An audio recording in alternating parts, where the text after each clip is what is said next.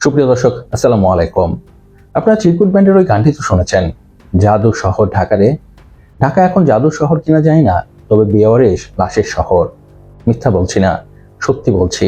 গত বছর মানে 2025 সালে শুধুমাত্র ঢাকা শহরের বিভিন্ন এলাকা থেকে উদ্ধার করা 643টি লাশ বেওয়ারিশ হিসেবে দাফন ও সৎকার করা হয়েছে।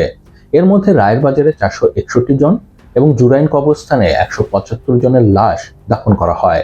পোস্তগোলা শ্মশানে অন্য ধর্মের 7 জনের লাশ দাহ করা হয়।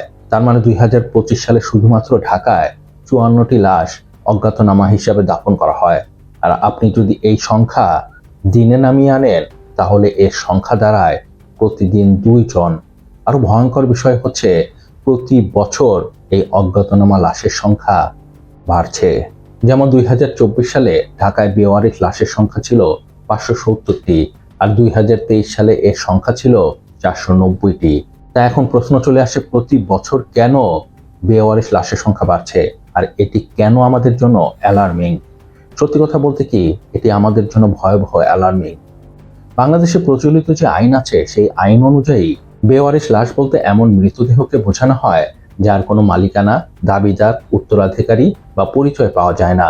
সাধারণত এমন মৃতদেহ হাসপাতালের মর্গে, রাস্তায় বা গণপরিবহনে পড়ে থাকা অবস্থায় পাওয়া যায়। এমন লাশ পাওয়ার পর পুলিশ প্রথমে ময়নাতদন্ত করে ও লাশের নাম পরিচয় খুঁজে বের করার চেষ্টা করে। নাম পরিচয় খুঁজে বের করতে না পারলে তারা সে লাশ আঞ্জুমান মফিদুল ইসলামের কাছে সোপর্দ করে। আঞ্জুমান মফিদুল ইসলাম এর সৎকার করে। সাধারণত বাংলাদেশে যে বেওয়ারিশ লাশ পাওয়া যায়, একটি অংশ আসে ছিন্নমূল থেকে, একটি অংশ আসে যাদের হাসপাতালে ফেলে রেখে তার আত্মীয় পালিয়ে যায়, আর একটি বড় অংশ আসে হত্যাকাণ্ড থেকে। আর ঢাকায় হঠাৎ করে এমন অজ্ঞাতনামা লাশ বেড়ে যাওয়ার কারণ হিসেবে এই হত্যাকাণ্ডকেই দায়ী করা হচ্ছে।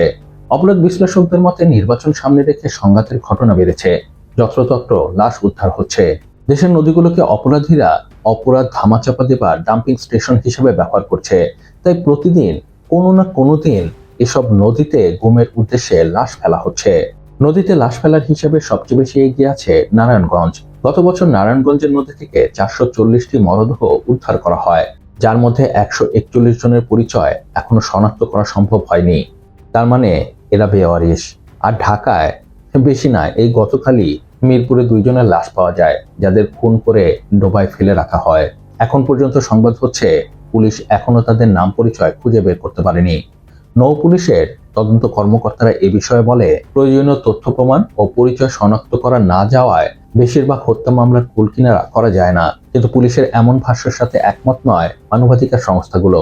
মানবাধিকার সংস্থাগুলোর অভিযোগ, পুলিশ বা আইন শৃঙ্খলা রক্ষাকারী বাহিনী মনে করে শুধু লাশ উদ্ধার করেই তাদের দায়িত্ব শেষ।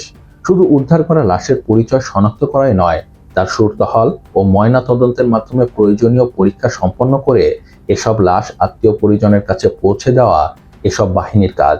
কিন্তু পুলিশ তাদের এই কাজ ঠিকভাবে পালন করছে না। এ ব্যাপারে পিআইবির পুলিশ সুপার আবু ইউসুফ বলেন, সাধারণত পচে যাওয়া লাশের আঙ্গুলের ছাপ মেলানো যায় না। ছিন্নমূল ও ভবঘুরে মানুষের এনআইডি না থাকায় তাদের লাশ শনাক্ত করতে সমস্যা তৈরি হয়। সত্যি কথা বলতে কি, পুলিশের এই ভাষ্যের সাথে আমি সম্পূর্ণ একমত। কারণ সারা বিশ্ব যেখানে এগিয়ে গেছে, সেখানে আমরা এখনো তদন্ত করার ক্ষেত্রে মানধাতার আমলে পড়ে আছি।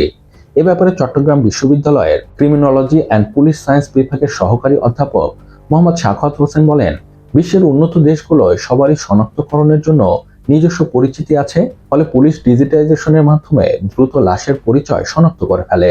আমাদের দেশের দুর্বল দিক হলো, ছোট বড় সবার জন্য কেন্দ্রীয় কোনো ডেটাবেস না থাকায় অনেক লাশের ওয়ারিশ খুঁজতে গিয়ে হিমশিম খায় আইন শৃঙ্খলা রক্ষাকারী বাহিনী।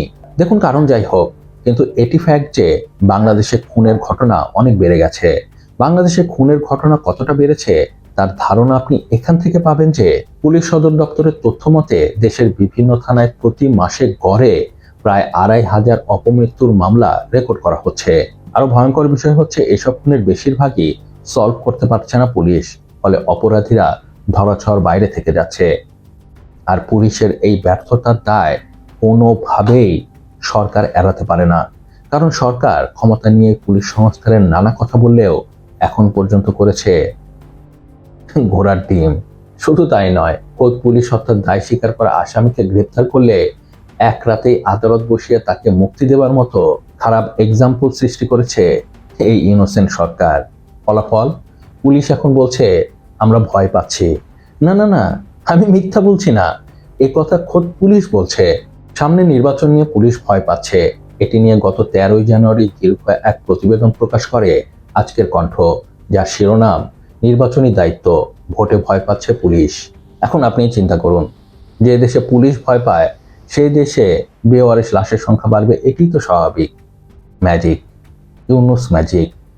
আসুন আমরা এই ম্যাজিক দেখে হাততালি দেই আর অপেক্ষা করি আমরাও কবে এমন বেওয়ারিশ লাশ হয়ে যাই। তো যাই হোক, এ ছিল এ ব্যাপারে আমার বিশ্লেষণ। এ ব্যাপারে আপনার কি মত তা আমাকে নিচে কমেন্টস করে জানাতে পারেন। আর হ্যাঁ, ভিডিওটি কেমন লাগলো তো অবশ্যই জানাবেন। আর প্লিজ সাবস্ক্রাইব করতে ভুলবেন না। আপনার একটি সাবস্ক্রাইব আমাকে অনেক বেশি উৎসাহিত করে নতুন নতুন কন্টেন্টের কোয়ালিটি ভিডিও তৈরি করার। ভালো থাকবেন, সুস্থ থাকবেন। আল্লাহ হাফেজ। নেতাদের মতো ধোঁকাবাজি বন্ধ করো আর লাইক, কমেন্ট, সাবস্ক্রাইব করো।